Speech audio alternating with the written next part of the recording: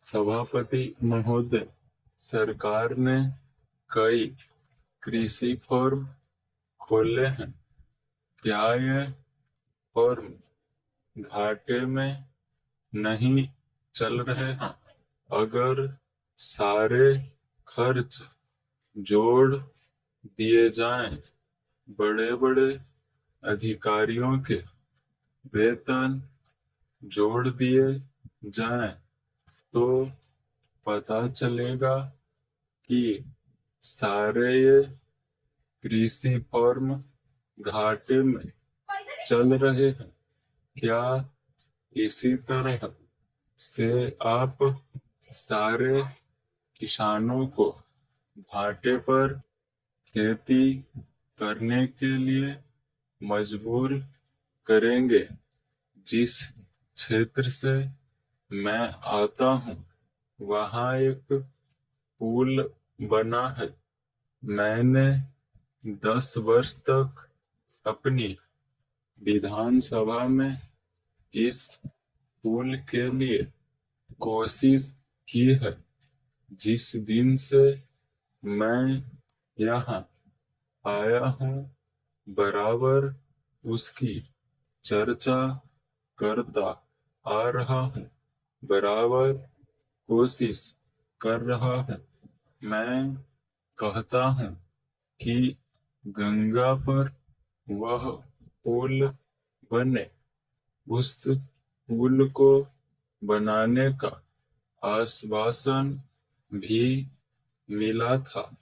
एक प्रश्न के लिखित उत्तर में यह जवाब दिया गया था। यह कहा गया था कि इसको हाथ में लिया जाएगा। अब मालूम हुआ है कि उस योजना को उठाकर ताक पर रख दिया गया है और यह पुल नहीं बनेगा।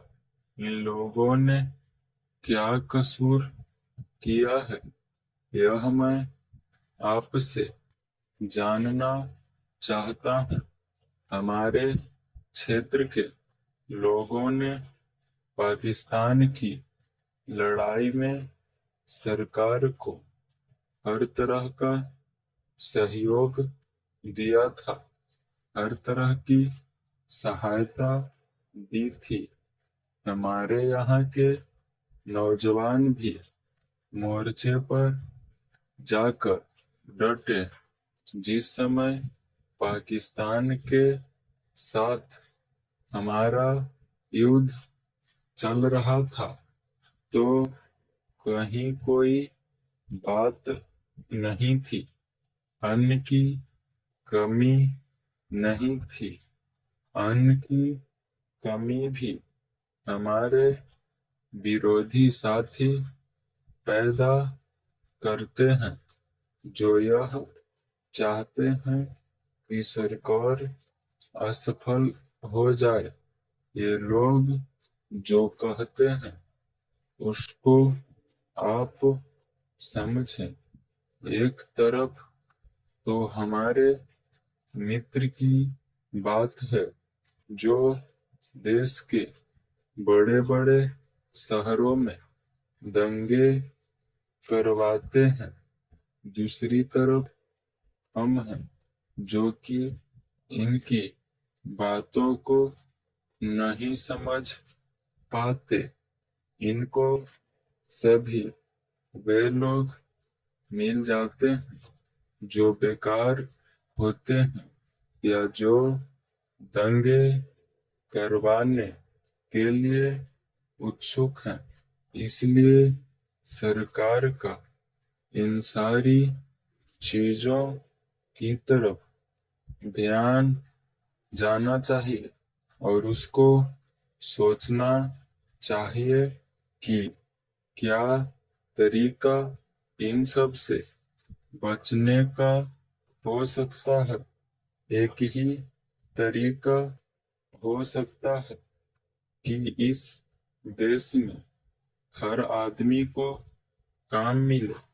देहात में लोगों को करने के लिए काम मिले, और खादी कमीशन की जो योजना है, और जो कि एक अच्छी योजना है, वह ठीक तरह से चले। सौभाग्य से मैं आर्य समाज संगठन से संबंध रखता हूँ।